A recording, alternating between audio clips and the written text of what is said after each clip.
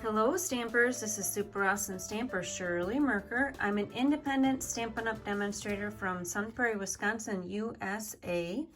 In this video, I will show you how to create this hand stamp greeting card. It's part of my Suite of the Month program for November 2021, where if you purchase the suite of products, you get a PDF file full of samples using that suite of products and the video links to make all the projects in the PDF. So like I said, the November 2021 Suite of the Month is Pansy Petals. It's on page 28 and 29 of the annual catalog. In that suite, you get the Pansy Patch Bundle, the photopolymer stamp set, and also the coordinating dies.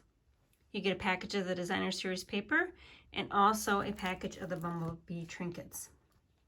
On my card today, I added the coordinating color open weave ribbon in Fresh Freesia. So here's the pattern paper pack. So it's double-sided.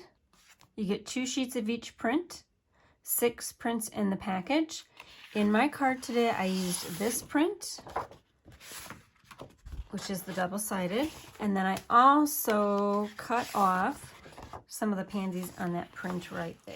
Here are those Bumblebee trinkets. I'll do the stamping first, and here is my card kit. So we've got a sentiment to stamp and also a triple thank you down there.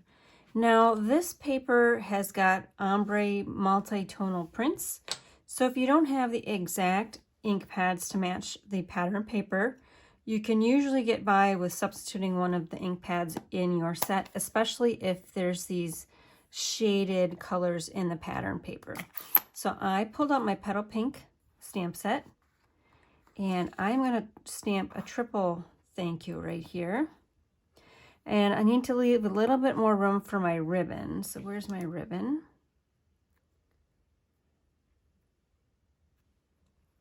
I wanted it right there. And it's okay, some of these thank yous are covered up with the ribbon. I just want to make sure I can see maybe the top one.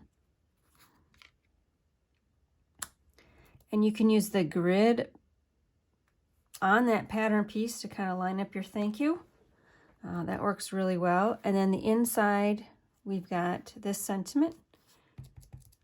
The little, so it says thank you. The little things you do make such a difference. I'm going to try to get this straight. There we go. And that's all the stamping that I need to do on this card. So let's get that out of the way. I'm using the paper piercing mat because the stamp set is photopolymer.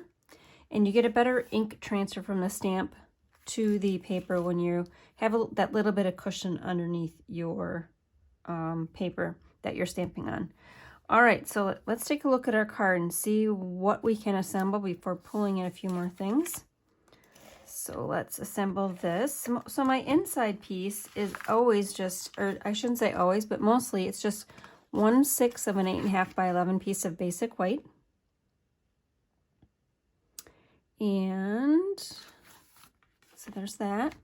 And there was a strip of this pattern paper left after I cut down the paper for the front of the card. So it measured 1 inch by 4 inches, and I just cut that in half because I didn't want to throw that in the scrap bin, and I knew I needed to make 2 cards off of what was left. So this measures 1/2 inch by 4 inches, and I'm sorry I don't know what the metric is offhand, but it'll be included in the description below. Just cut that extra piece that you have left in half and attach it to the top. All right. Next, I got this piece of this open weave Fresh Freesia ribbon. I just adhered it down with some of the Stampin' Seal. And I'm going to be covering that up with one of the large pansy cutouts, so I'm not too concerned that some of that adhesive might show through. All right, next up is our Designer Series paper. So I get both of the pieces from the one pattern, and it measures 4 inches by 5.5 inches. That's 10 centimeters by 14.9 centimeters.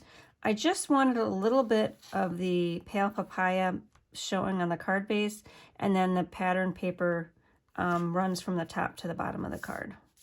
And we need to have contrasting pattern out. And then I'm just eyeballing this top to bottom, holding my finger at the top, making sure it's going all the way to the top. You might pull out your liquid glue instead because you've got a few seconds to move it in place where you want it. Need to move that over a little bit. Okay, that looks good. And then some Stampin' Seal.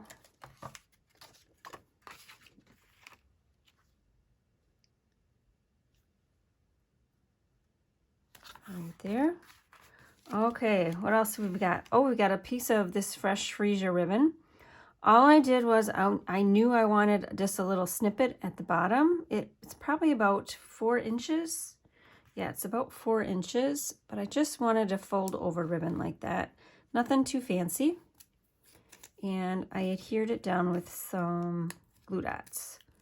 So one on the back, and then one about in the center on the other side, and wrapped it in on itself. And then placed it at the bottom. And then I'll grab one of our bumblebee trinkets. So you got 20 trinkets in your package. And you need to add a little glue dot in the back side. So place that right there. Okay, so we're looking good here. Now, the next thing would be to die cut all of your pansies from that pattern paper pack. So it's this sheet right here. You can see you have to fussy cut, not fussy cut, just roughly cut with the scissors which ones you want to cut out with your dies. So we've got a purple one there, a pink one there, yellow one there. Let's do a purple one up there to have a contrast or opposites, and then the orange toned one down there.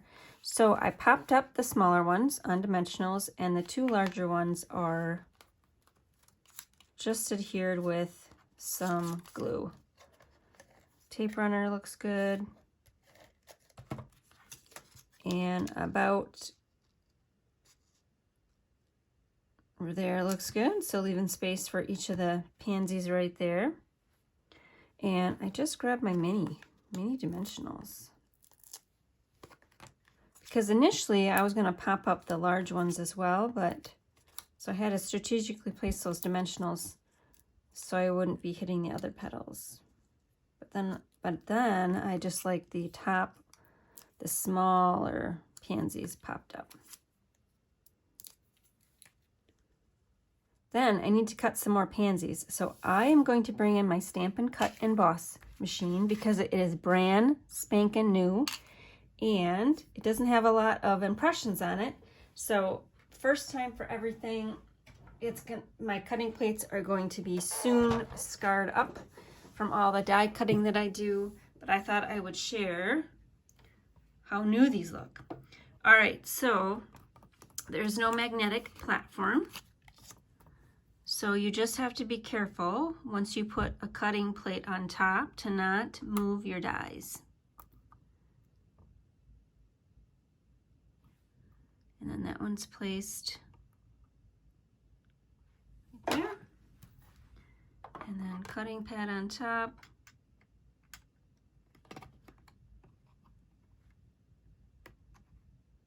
It's good. I'm just making sure my corners, although they are not even in the back, they are not overhanging that bottom platform. And then I just roll it through.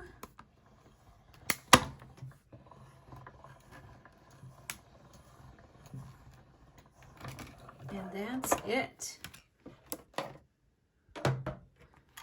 So perfectly die cut pansies. There.